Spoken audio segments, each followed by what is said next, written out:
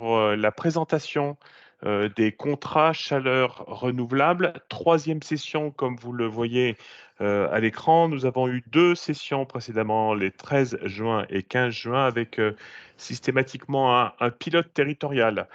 Pilote territorial qui fut pour le premier, le 13 juin, Rion, Limagne et Volcan. Le second, le 15 juin, TE63, le syndicat. Et ce jour, le pilote sera la métropole clermontoise, Clermont-Ferrand Métropole, qui est représentée ce jour par Monsieur Bonnet Nicolas, qui interviendra tout à l'heure pour présenter l'engagement de la collectivité et des acteurs du territoire sur la production de chaleur renouvelable.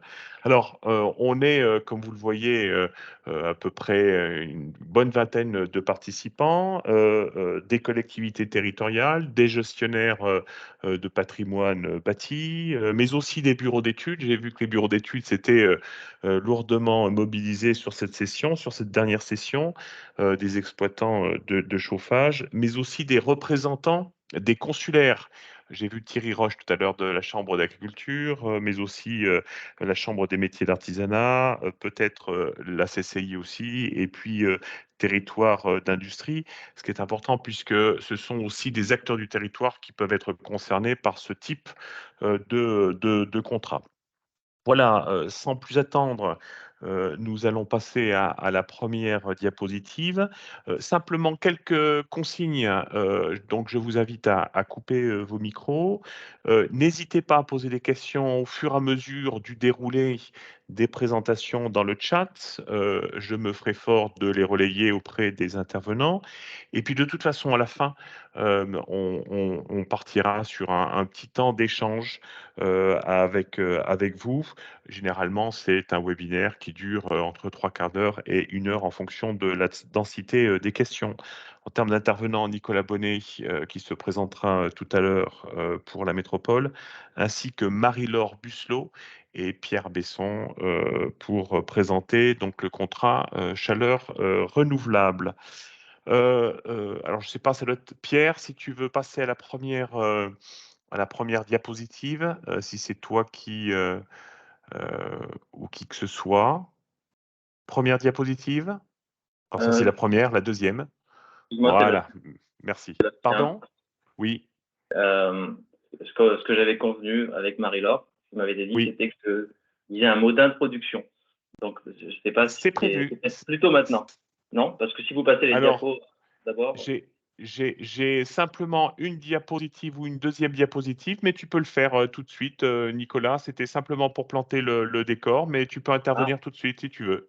Parce non, que non, mais c'est enfin, fais comme tu pensais. Je te laisse les deux premières allez, diapos. j'ai deux diapositives, ça va aller très vite comme ça. L'idée, c'est vraiment d'éclairer les participants sur ce qu'est un contrat chaleur renouvelable qui s'appelait antérieurement COT, contrat d'objectif territorial. Il y a un grand fonds au niveau national doté de plus de 520 millions d'euros de dotation qui permet de financer de la chaleur renouvelable.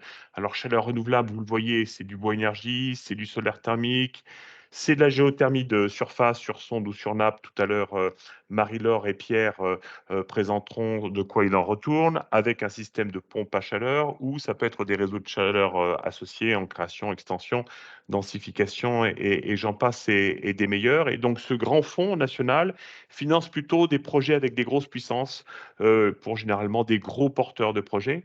Et l'ADEME s'est dit, est-ce qu'on ne pourrait pas signer un contrat d'objectif territorial avec des territoires en décrochant une petite enveloppe de ce gros fonds chaleur et en allouant de l'argent à ces territoires-là, que ce soit des communes, alors plutôt généralement des intercommunalités, ou ça peut être des syndicats d'énergie, comme on l'a vu le 15 juin dernier, avec l'idée de fixer un objectif en termes de production de chaleur renouvelable au terme d'une période de 3 ans, de 6 ans, donc renouvelable une fois, en essayant de viser la plupart de ces énergies de chaleur renouvelable et en identifiant des publics cibles. Alors, ce n'est pas uniquement pour des porteurs de projets publics, des communes, des intercommunalités et autres. C'est aussi en visant tous les porteurs de projets du territoire, à l'exception des particuliers, et tous ceux qui sont éligibles à l'attribution de ces subventions-là.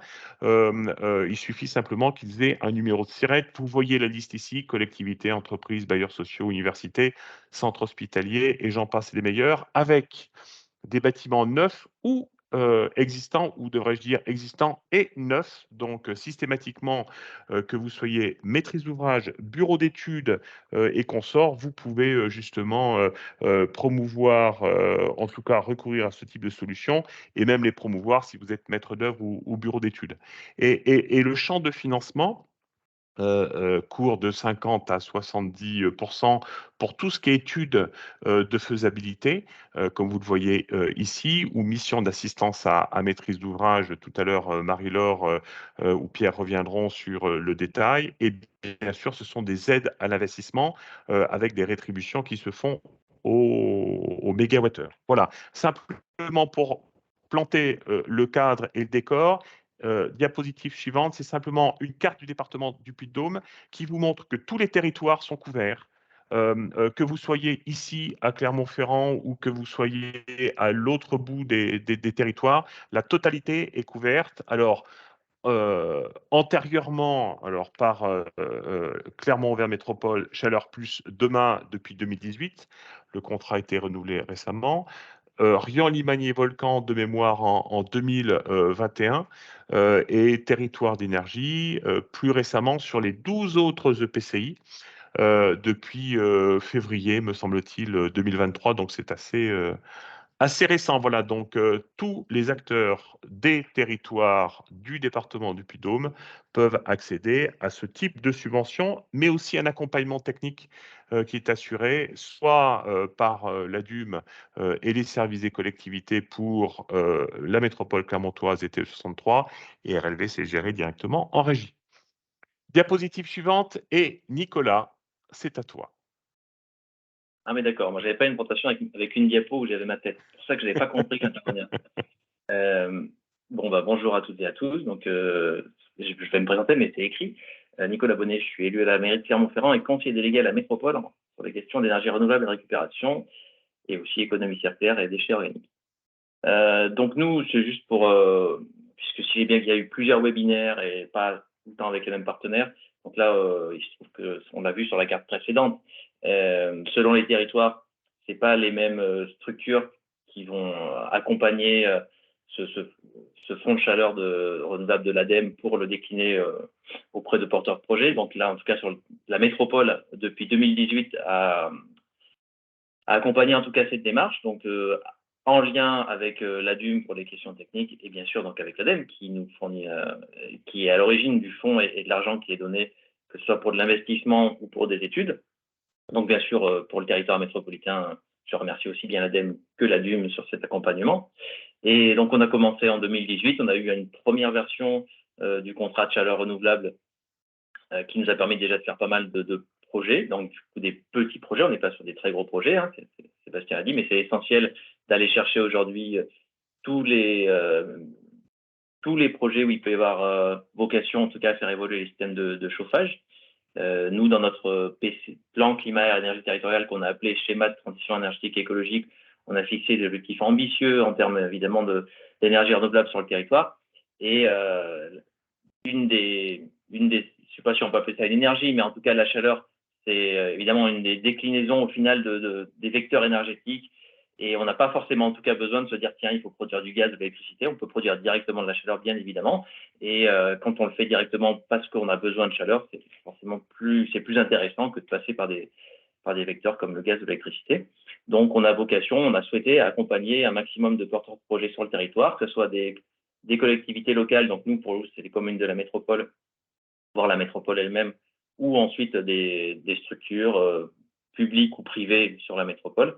On a estimé que c'était important et on est rentré dans cette démarche. Donc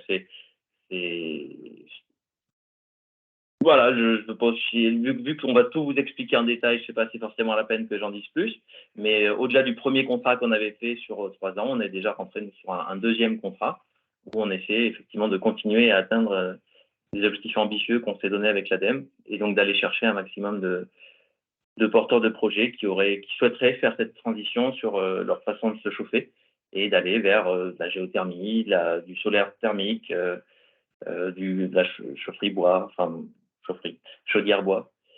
Et voilà, peut-être après on aura l'occasion, il y aura peut-être des questions, on aura l'occasion de discuter un peu plus, mais je vais laisser la parole en tout cas à ceux qui vont vous expliquer en détail en quoi consiste ce contrat de chaleur renouvelable. Merci Nicolas Bonnet, et sens-toi libre d'intervenir au fur et à mesure si tu devais avoir d'autres explications sur le dispositif. Merci de ton intervention. Est-ce à Marie-Laure Oui. d'intervenir? Bon, Oui. Marie-Laure. Alors, Marie-Laure Busselot, je suis à la métropole, à la direction développement durable, en charge de ce dossier avec l'ADUM, comme ça a été dit. Alors, je ne vais pas répéter ce qui a été dit, je dis juste qu'il y a, sur la diapositive, vous voyez, il y a un ensemble de contrats qui ont été signés, 2 avec l'ADEME, une pour l'animation technique, information et commerciale, qui donc fait en partie par l'ADUM, en partie par la métropole, et un contrat pour la gestion des fonds de l'ADEME, évidemment. Le premier contrat de chaleur renouvelable qui a été fait donc pendant 3 à 4 ans, on a mis 4 ans parce qu'il y avait le Covid qui nous avait freinés, avait comme cible 5 gigawattheures, donc 5000 mégawattheures à peu près. Et vous voyez que dans le deuxième contrat qu'on a commencé il y a 1 an, on a une cible d'à peu près 12 000 mégawattheures, donc la marche est vraiment plus élevée. Ce qui nous permet aussi d'atteindre cette cible, c'est les nombreux projets qu'on est en train de porter qui vont arriver dans les 2 ans encore. Il y a aussi des réseaux de chaleur qui peuvent bénéficier de cette aide jusqu'à une certaine taille, et c'est ce qui nous permet d'envisager une cible aussi élevée. Voilà. Donc, on a un site dédié, je vous invite à le regarder, avec tout ce que je vous ai dit, de toutes les aides qui sont résumées. Diapo suivante, s'il vous plaît.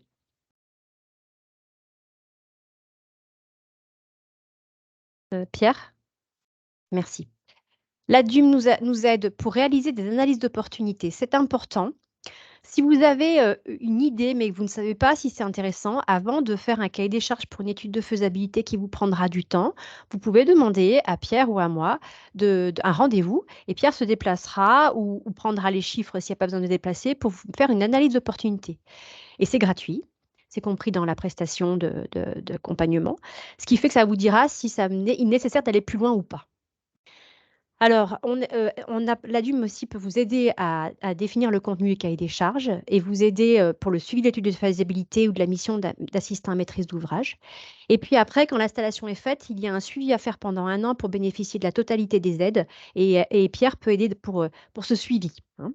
Pour le volet administratif, c'est plutôt la métropole qui s'en charge, donc pour vous déposer le dossier, le suivi de l'instruction, le contrat qui est signé par la métropole, et puis l'examen avec l'ADEME, et puis après, le versement de la subvention.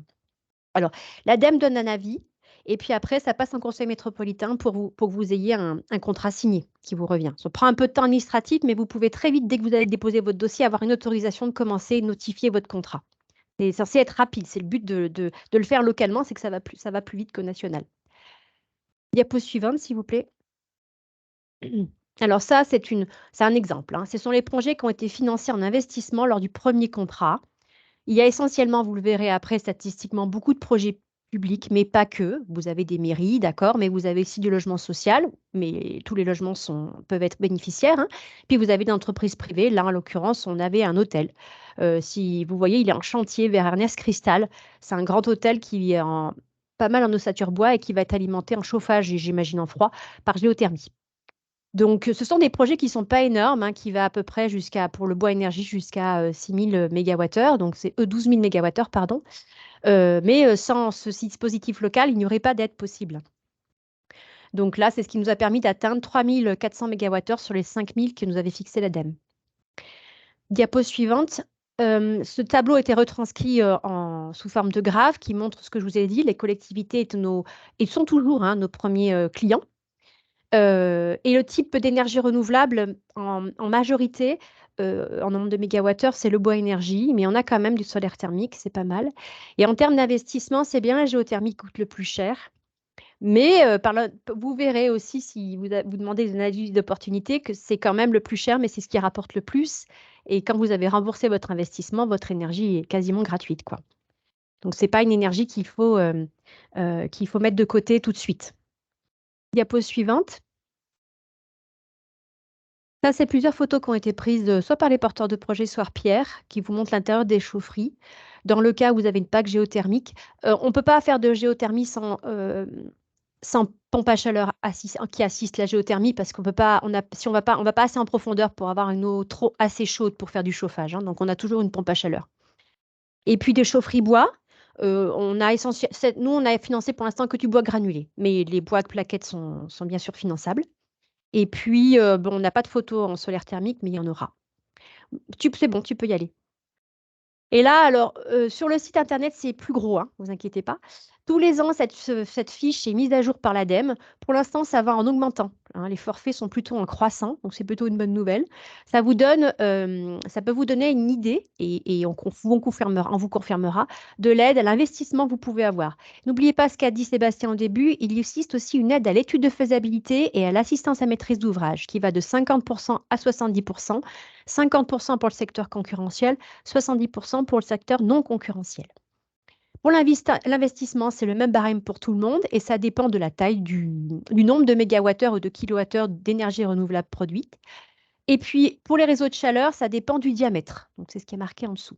Vous pouvez aussi avoir, par exemple, une chaudière bois avec un réseau que vous créez dans votre patrimoine, dans votre unité foncière. Et dans ces cas-là, vous bénéficiez des deux aides, une aide à la chaudière et une aide au réseau. C'est ce qui, en général, rapporte le plus. Voilà, je vais passer la main, si vous êtes d'accord, à Pierre. Et on reste tous Oui, les deux à votre disposition. merci Marie-Laure. Donc Pierre Besson, chargé de mission à l'ADUM. Donc juste pour préciser, le linéaire de réseau de chaleur, c'est bien le linéaire de tranchée, hein. C'est pas le tuyau, mais c'est bien la tranchée qui est prise en compte. Et en complément de ces aides, Tu as coupé ton micro, Pierre. pardon, oui, c'était involontaire de ma part. Donc, il y a d'autres aides publiques qui peuvent être cumulées avec les aides CCR. Donc, vous voyez la synthèse sur cette diapo. Donc, ça peut être des aides apportées par l'État, le département, la région, voire l'Europe. Donc, c'est des dispositifs qui sont connus, hein, pour la plupart d'entre vous, je pense. Seule chose, c'est comme on a dû faire une synthèse sur une seule diapo, on n'a pas pu détailler. Donc, on vous invite à vous rapprocher des services instructeurs de chaque financeur, hein, pour connaître les conditions d'éligibilité, les plafonds aussi qui peuvent s'appliquer. Ce que vous pouvez voir, c'est qu'il y a quand même certaines de ces aides qui sont conditionnées par l'atteinte de performance énergétique des bâtiments. Vous voyez des gains énergétiques sur la colonne de droite, hein, 30, enfin 15 ou 30%. Donc ça veut dire que si vous voulez bénéficier de ces aides, il faut avoir une réflexion globale sur votre bâtiment. Ce n'est pas uniquement un remplacement de chaudière, mais c'est bien une rénovation globale du bâtiment qu'il faut envisager si vous voulez prétendre à ces aides.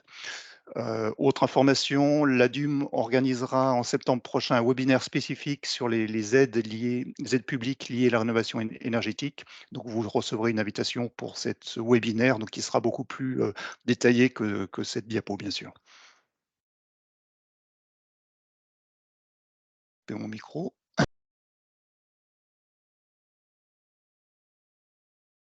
Alors maintenant, je vais rentrer un peu dans le détail des conditions d'éligibilité. Donc, il y a des conditions génériques, je dirais, qui s'appliquent à tous les projets. Donc, comme le dispositif est issu du fonds chaleur, ce sont bien les règles du fonds chaleur qui s'appliquent, avec quelques souplesses pour tenir compte de la taille plus modeste des projets, hein, par rapport au fonds chaleur classique, mais on retrouve quand même les mêmes règles.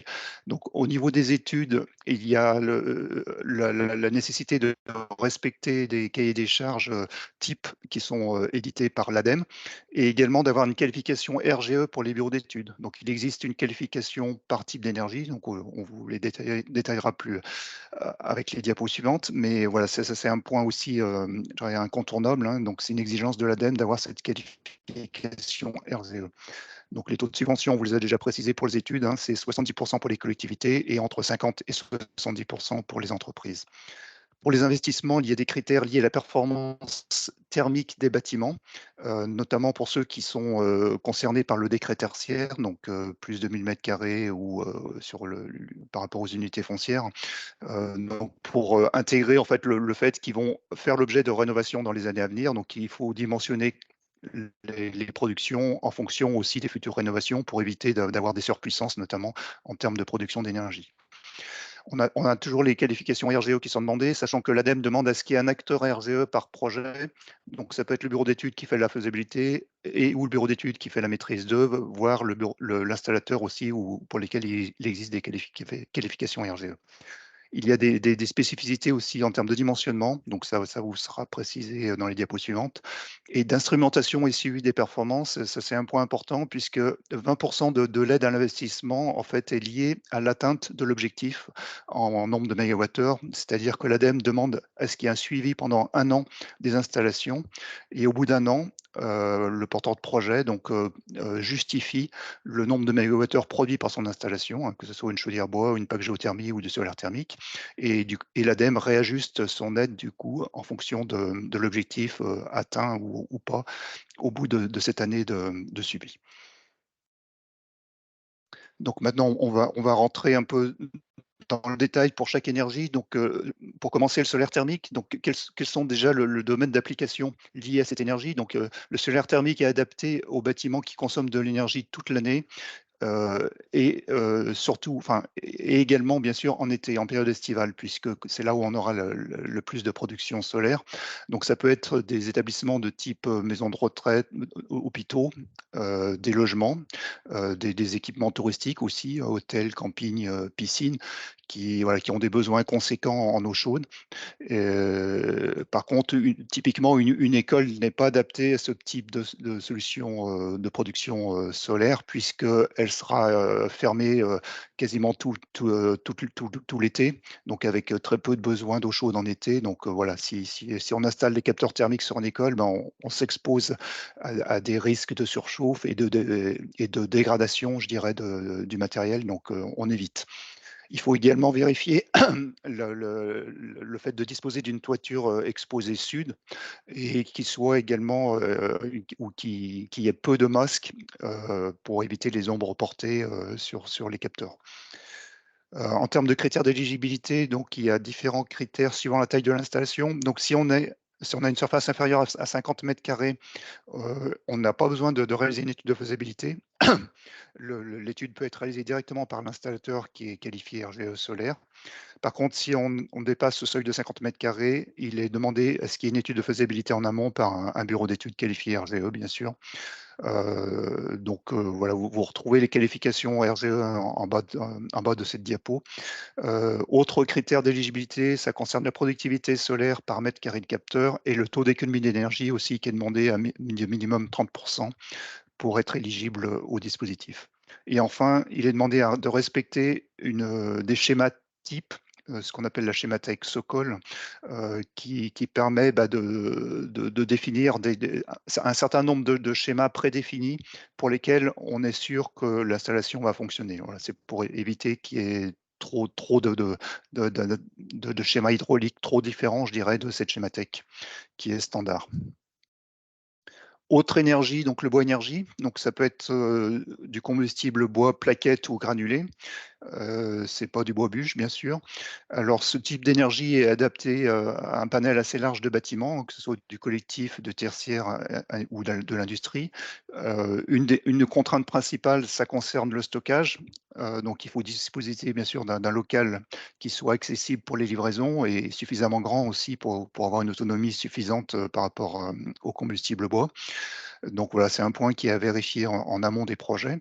En termes de critères d'éligibilité, donc on retrouve les qualifications RVE qui sont demandées pour le bureau d'études, l'AMO, l'installateur ou l'ingénierie.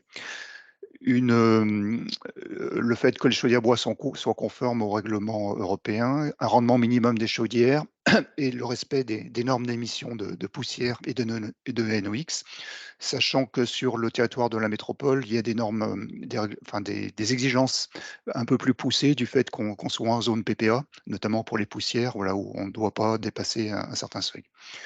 Il y a également un critère de nombre d'heures de fonctionnement qui est en fait un garde-fou pour éviter de surdimensionner les installations. Donc puisqu'on sait que les chaudières bois surdimensionnées fonctionnent dans des mauvaises conditions, donc voilà, si on peut éviter, c'est mieux. Donc il est demandé d'avoir un nombre d'heures à puissance nominale minimum de 1200 heures par an. Et enfin, un critère lié aussi à la qualité du combustible, qui est un point très important pour les chaudières bois, surtout bois plaquettes. Donc l'ADEME la demande à ce qu'il y ait un contrat d'approvisionnement ou à minima un engagement d'un fournisseur de livrer la chaudière avec une qualité de combustible adaptée, bien sûr, et un taux minimum de bois certifié PEFC ou FSC.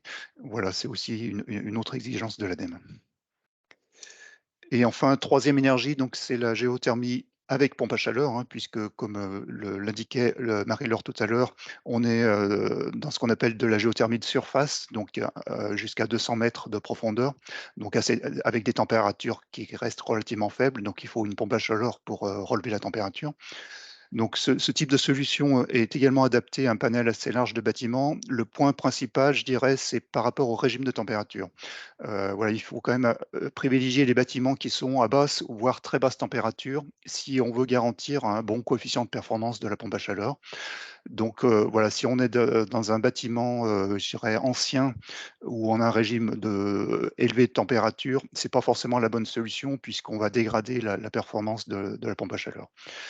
Donc c'est plutôt adapté aux bâtiments neufs ou des bâtiments qui font l'objet d'une rénovation très poussée. Un avantage de cette solution, c'est que c'est un fonctionnement réversible, donc on peut faire du chaud en hiver et du rafraîchissement en été, donc ça peut être intéressant pour des bâtiments de type petite enfance, établissement de santé qui ont besoin de rafraîchir pendant la période estivale. Un point aussi important, c'est la nécessité d'avoir une étude liée à la ressource géothermique, hein, que ce soit sur nappe ou sur sonde. Il faut avoir une étude, donc à minima, c'est une étude de potentiel géothermique bibliographique via les données BRZM. Il peut être demandé un forage test de type test de réponse thermique si c'est sur sonde ou essai de pompage si c'est sur nappe pour valider je dirais la ressource du site en termes de ressources géothermiques. Il y a bien sûr les qualifications RGE des bureaux d'études qui sont toujours demandées, hein, que ce soit sur l'étude de ressources ou sur l'étude d'ingénierie de l'installation. Il existe également une qualification RGE pour l'entreprise qui va faire le forage, donc c'est le RGE Qualiforage. Il y a des critères de performance minimum des pompes à chaleur, donc les fameux COP, les coefficients le coefficient des pompes à chaleur, hein. Donc ils doivent être supérieurs à 4 pardon, si c'est sur sonde ou à 4,5 si c'est sur nappe, avec un COP global supérieur à 3. Et on retrouve également le garde-fou du nombre d'heures de fonctionnement à puissance nominale, qui là est fixé à 1000 heures pour les pompes à chaleur. Pour terminer, les réseaux de chaleur, donc, qui doivent être associés à une des énergies qu'on a vues précédemment, hein, pour être éligible au dispositif. Donc, ça peut être des réseaux de chaleur ou ce qu'on appelle des réseaux techniques. Donc, la différence, les réseaux techniques, c'est quand on a un seul maître d'ouvrage. Donc, ça peut être par exemple une commune qui veut chauffer sa mairie, son école, sa salle des fêtes, et relier avec une production mutualisée, relier ces 3 bâtiments entre eux. Donc là, on est dans le cas d'un réseau technique. Et par contre, s'il y a vente de chaleur à un tiers, donc un deuxième maître d'ouvrage, on tombe dans la catégorie des réseaux de chaleur juridiques. Donc c'est différent. Dans les deux cas, les réseaux sont éligibles au dispositif CCR avec les forfaits qui vous ont été présentés précédemment. Donc on peut bien sûr avoir un mix énergétique, hein, qui intègre plusieurs énergies renouvelables. L'intérêt des réseaux de chaleur, c'est de pouvoir maîtriser les charges de chauffage dû à une plus grande stabilité du coût des énergies. Dans le cas des réseaux de chaleur juridiques, il y a également l'avantage d'avoir une fiscalité avantageuse avec une TVA à taux réduit à 5,5, donc ce qui n'est pas négligeable. Un autre avantage qui n'est pas sur la diapo, mais qui peut être cité, puisque depuis peu, TE63 peut avoir la compétence réseau de chaleur. Donc ça veut dire que la collectivité peut transférer cette compétence à TE63 qui va ensuite assurer le montage du projet. Donc ça peut être un levier intéressant pour certaines collectivités. Et en termes de critères d'éligibilité, donc spécifiques au réseau de chaleur, donc il est demandé une étude de faisabilité préalable. Il est demandé est-ce qu'il y a un taux minimum d'énergie renouvelable, donc qui est fixé à 65%. Et enfin, un critère important qui est la densité thermique du réseau. Donc le seuil minimum à atteindre est de 1 MWh par mètre de tranchée. Alors sachant que ce seuil n'est pas toujours facile à atteindre en milieu rural, notamment pour des petites communes. Donc il faut chercher à densifier au maximum et à regrouper, enfin avoir un réseau limité aux bâtiments les plus proches. Et un critère de rendement minimum aussi des réseaux de chaleur qui est fixé à 85%. Voilà, donc j'en ai terminé. Les dernières diapos, c'est les contacts. Donc vous retrouverez les contacts de Marie-Laure Busselot à Métropole. À la DUM, nous sommes 2 personnes, donc ma collègue Gaëlle Lenné et moi-même. Et pour voilà, les personnes qui sont hors territoire de Clermont-Auvergne Métropole, vous aurez l'ensemble des contacts des CCR, donc TE63, voire, et également RLB, qui vous seront communiqués lorsque la présentation vous sera transmise à chacun. Je vous remercie de votre attention. Merci à vous 3 pour vos interventions. On n'a pas eu de questions dans le chat, mais sentez-vous libre de les poser maintenant. Oui, je reviens sur ce que disait Pierre sur le fait que ce dispositif est accessible à tous. J'ai vu qu'il y avait pas mal de maîtres d'ouvrage qui étaient hors périmètre métropolitain. Donc, ce qui vous a été présenté ici est complètement accessible en termes d'appui, de financement et autres. Autre élément complémentaire sur la ville de Clermont-Ferrand qui avait procédé à une conversion de chaudières fuel dans des groupes scolaires vers des solutions bois, me semble-t-il, granulées. C'était une vraie opportunité et une dynamique qui s'est mise en place. Et je pense que pas mal de collectivités vont emboîter le pas, d'autant plus que nous avons lancé avec le département une opération qui s'appelle Cocon 3 et dont l'objectif est de sortir des bâtiments publics le fuel, voire le propane à terme, et le substituer par des solutions comme évoqué entre du solaire thermique, même si c'est pour des besoins d'eau chaude sanitaire, mais majoritairement des pompes à chaleur géothermiques et du bois énergie. Autre point, les consulaires, vous êtes nombreux sur ce webinaire-là. N'hésitez pas à prendre attache auprès de Marie-Laure et de nous-mêmes si vous souhaitez qu'on intervienne lors de réunions où sont présents vos ressortissants, que vous soyez chambre d'agriculture, que vous soyez CMA ou CCI, pour leur présenter le dispositif auquel vos ressortissants ont accès dès lors qu'ils ont un numéro de SIRET. Et puis tout à l'heure, Pierre parlait justement d'un positionnement de TE63 en tant que maître d'ouvrage direct pour le compte des collectivités avec transfert de compétences. Assurer le montage du projet, oui, ce n'est pas un appui en assistance à maîtrise d'ouvrage, c'est que TE63 se substitue à la collectivité, pilote les études, réalise les investissements en lieu et place des communes. Donc ça veut dire que ça ne va pas gréver le budget de la collectivité territoriale et par contre ça va permettre à son patrimoine d'être accordé, donc d'accéder à un prix d'énergie de la chaleur moins cher et de faire en sorte que d'autres acteurs du territoire, s'il y a un réseau de chaleur avec vente, d'accéder aussi à cette énergie moins chère. Voilà, à titre d'information. Et puis, 6 dernières publicités, désolé, je vous passe la parole après. Le webinaire sur les financements publics pour les collectivités publiques sur la rénovation aura lieu le 13 septembre à 11 h. Voilà, sur 1 heure et quart, pas plus. Alors, conversation, je vois un point rouge, il y a une question. Comment récupère-t-on la présentation? Elle vous sera envoyée, Daniel, sans aucun souci, à tous ceux qui se sont inscrits et à qui on a envoyé le lien pour la présentation. Donc, on vous l'enverra là, dans la foulée de la rencontre de ce jour. Alors, j'ai une main levée. Qui a levé la main? Monsieur Roche, Thierry. Vas-y, Oui. allume ton micro, s'il te plaît, Thierry. Ça y est, je pense que je l'ai allumé. Bonjour bon. à tous. J'ai une question en lien avec les critères d'éligibilité sur le bois énergie. Il y a un élément qui m'a surpris, mais voilà, qui est sur la ressource doit être normée PEFC ou FSE, je crois. FST Oui, peut-être. FSC. FSC. Voilà, je me demande, enfin nous on promotionne l'utilisation du bois de l'exploitation, du bois de haie de l'exploitation pour faire du chauffage chez les exploitants, c'est-à-dire que les exploitants utilisent le bois qui pousse chez eux pour le valoriser.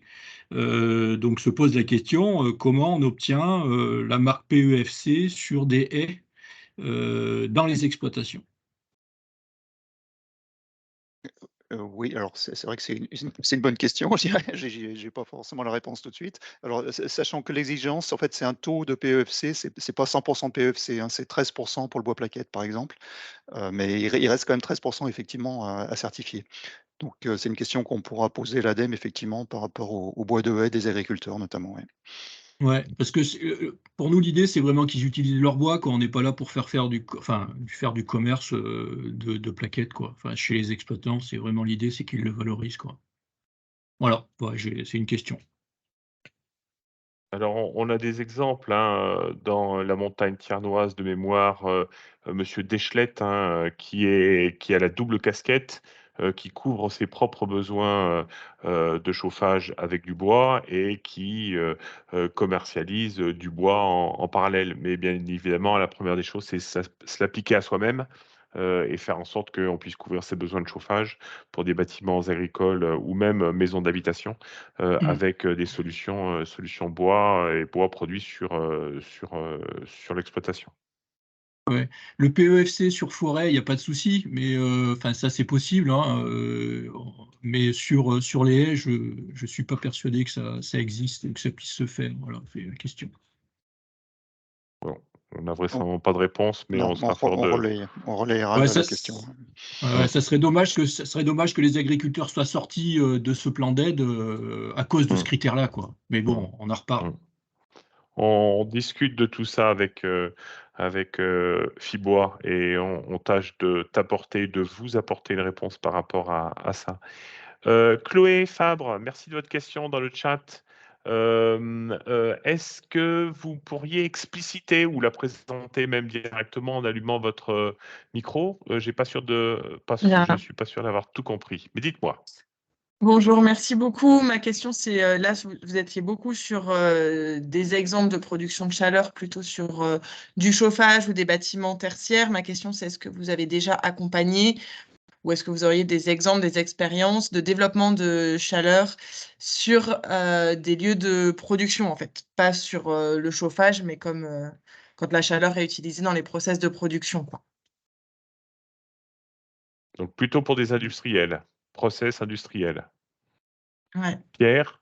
À ma connaissance, on n'a pas encore de projet de ce type-là. Enfin, Marie-Laure, tu confirmes? On n'a pas encore eu de demande Non, spécifique à des process non, c'est industriels, quoi. justement la cible qu'on aimerait bien toucher, c'est tout le process industriel. C'est compliqué de vendre de la chaleur qui se renouvelle, qui se rentabilise pas en 3 ans à des industriels, donc on a du mal à leur présenter qu'il faut qu'ils mettent des énergies renouvelables. On essaie de trouver un discours, mais c'est pas évident. Et oui, justement, c'est une cible qu'on n'a pas. En effet, dans notre bilan, on n'a que du résidentiel et tertiaire. C'est vrai. Mais je pense qu'on peut trouver des exemples peut-être sur la Loire, Pierre. Oui, oui, oui, bien sûr, oui, oui. Après, c'est vrai que le fait qu'on soit sur le territoire de la métropole clermontoise, ça limite aussi, enfin, le nombre d'industries, je dirais, un peu. Enfin, on en a connaît une grosse, mais il n'y en a peut-être pas non plus 36 000 qui ont des gros besoins de chaleur, quoi. Par contre, si sur je pense que sur le CCR porté par Tigo 63, on aura sûrement plus d'opportunités de soutenir des projets, liés à du process industriel, quoi. Alors, Chloé Fabre fait partie d'un réseau territoire d'industrie, me semble-t-il. Donc, voilà, ça veut dire qu'il y a forcément peut-être des besoins par rapport à ça, des process. Alors, je sais que sur le réseau Clervia, sur la métropole clermontoise, sur la ville de Clermont-Ferrand, il y a un industriel, l'industriel du coin qui est desservi par le réseau de chaleur Clervia, mais peut-être pas forcément pour des besoins en process, peut-être simplement pour couvrir des besoins de chauffage de bâtiments. Enfin, je ne sais pas, Marie-Laure ou Pierre, si vous avez une réponse par rapport à ça. Marie-Laure? Alors c'est même encore plus compliqué, c'est que non seulement il en donne, mais il en récupère aussi. Il y a un Ah. échange des deux, voilà. Mais je ne sais pas si c'est pour du bâtiment ou du process. Peut-être que c'est un mélange des deux, puisqu'ils ont peut-être une chaufferie centrale pour faire les deux. Mais c'est vrai que c'est alors excusez-moi pour le terme, mais c'est un accord gagnant-gagnant, puisque l'industriel fournit et récupère, voilà, selon la saison. On vous l'a montré tout à l'heure, je crois que c'est Marie-Laure sur la liste de ceux qui ont émargé sur le premier contrat chaleur renouvelable. On avait assez peu d'entreprises Donc voilà, comme les consulaires sont là ou des réseaux type territoire d'industrie sont présents, n'hésitez pas à nous solliciter pour des interventions devant vos adhérents ressortissants pour qu'on leur présente toutes ces pistes-là. Alors, Taomoni nous a fait, peut-être que c'était une réponse par rapport à la question de Chloé, la commune de Franchès dans le département d'Allier, chauffe sa Non. mairie, son école avec du bois taillé chez les exploitants, projet fait en 2006, je crois. Si Tao veut intervenir. Bonjour, c'est pour répondre à Thierry par rapport à la question sur les... Ok. Oui. Donc s'il peut, il peut se rapprocher sur le site, ils en parlent un peu si besoin. Ok. Merci pour cette précision et ce retour d'expérience. Marie-Laure. Pour compléter, en fait, l'ADEME a mis des critères un peu plus difficiles sur l'exploitation du bois. Parce que dans le premier contrat, on n'était pas très demandeur aux porteurs de projet. On leur demandait pas vraiment. On n'était pas obligé de leur demander d'où venait leur bois, etc. Dans le deuxième, on demande. Donc, comme le projet date de 2006, je pense que même les critères ont été renforcés entre-temps. Donc, on va revenir vers vous pour donner la réponse. Hein. Mais je crois que c'est moins facile qu'avant, en fait, de ce côté-là. Alors, il faut bien comprendre que jusqu'à ce que les collectivités souscrivent à ce contrat d'objectif territorial, la métropole en 2018, Rion-Limagne-Volcan en 2021 de mémoire, et TE63, syndicat d'énergie, plus récemment en 2023, début 2023, il n'y avait pas de possibilité de financement pour des petits projets. Tout passé par le fonds chaleur et plutôt des projets assez importants. Alors, exclut bien évidemment les subventions publiques locales, type le département qui finance dans le cadre de la filière bois-énergie, et à ce jour uniquement des projets publics et jusqu'à 250 € du mégawattheure. Mais ça veut dire que en dehors de ce contrat chaleur renouvelable qui a été souscrit par les collectivités et qui permet de couvrir 100% du territoire, il n'y a pas d'aide de la part de l'État, l'ADEME. Voilà, donc on peut remercier ces territoires d'avoir signé ce contrat, ce qui permet aux porteurs de projets d'avoir accès à ces subventions. Est-ce qu'il y a d'autres questions, d'autres interventions? Non? On n'a pas entendu les bureaux d'études justement par rapport à ça. On les invite de manière assez régulière justement à recourir, en tout cas étudier ces solutions-là, en sachant que vraiment la première étape, c'est l'analyse d'opportunité que Pierre, Gaël, Marie-Laure peuvent réaliser gracieusement. Et ce qui peut justement ouvrir la voie sur un approfondissement avec une étude de faisabilité qui peut être réalisée par un bureau d'études sur la base d'un cahier des charges ADEME, parce que c'est un des critères sur lequel il faut compter. Bon, écoutez, s'il n'y a pas de questions, je vais peut-être proposer à Nicolas Bonnet de faire un petit propos conclusif. Je rappelle bien que ce dispositif est en vigueur sur la métropole, sur les autres territoires, qu'il ne faut surtout pas hésiter à prendre attache auprès de Marie-Laure, Stéphane, de Marie-Laure, de Pierre et de Gaël pour bénéficier de leur appui. Stéphane, une question ou une remarque? Oui, bonjour. Bonjour. Oui, nous, on intervient sur des projets où, en fait, la proposition de solution, notamment en géothermie et en bois, ne passe pas forcément par une étude d'opportunité. En fait, l'étude d'opportunité, c'est nous qui la proposons aux clients. À partir de ce moment-là, comment on dépose un dossier? Bon, un exemple, là, je suis en train de faire des logements, on envisage de faire de la géothermie. Vers qui je m'adresse pour déposer un dossier? Comment je fais? Alors, Marie-Laure, peut-être en réponse? Alors, que je comprenne, qui c'est qui finance l'étude d'opportunité, là, qui faite par vous? En fait, nous, on a une mission de maîtrise d'œuvre. Dans cette mission de maîtrise d'œuvre, en fait, ce qu'on appelle en phase avant projet sommaire, Oui. on fait des propositions de solutions sur le choix énergétique. D'accord. Bon, en fonction de l'évolution de la réglementation quand c'est du neuf, en fonction de l'évolution du coût de l'énergie, de la volonté du maître d'ouvrage, etc., ben, on tend vers une solution. Donc là, notamment pour 2 ou 3 sujets que l'on a, on va proposer de la géothermie. Oui. C'est des logements en site urbain où la solution géothermie nous semble intéressante, notamment par rapport au fonds chaleur. Donc, nous, on propose cette solution en phase APS, mais pour enquiller la phase suivante, en fait, comment on fait pour valider les subventions, etc. Alors déjà, vous pouvez demander à combien de subventions vous pourriez prétendre, histoire d'être sûr que votre temps de retour soit calculé avec les subventions. Et puis après, quand vous faites un dépôt de dossier, vous allez proposer votre analyse. Pierre va regarder si tous les éléments que vous avez faits dans votre proposition permettent de voir que ça respecte les critères. Et à l'aide de votre APS, vous pouvez déposer, enfin, le maître d'ouvrage peut déposer une demande de subvention. Il faudrait juste s'assurer en effet que les critères soient respectés grâce à votre analyse et que dans l'équipe, soit vous, soit les entreprises, soit RGE. Oui, sachant Donc, que nous, ça quand nous arrive de financer des investissements sans avoir financé l'étude de faisabilité. On s'assure juste que les éléments que vous avez donnés au maître d'ouvrage sont suffisamment exhaustifs pour répondre aux critères de l'ADEME. D'accord. Ouais. Il y a Pierre. quand même des projets pour lesquels l'étude de faisabilité est nécessaire, suivant la taille des projets. Hein. L'ADEME demande à ce qu'il y ait des études à partir d'une certaine taille de projet. Oui, tu l'as dit pour le solaire thermique, par exemple. Ouais.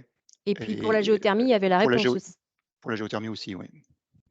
Donc, il faudra vérifier que la réponse thermique a bien été calculée ou mesurée correctement, par exemple.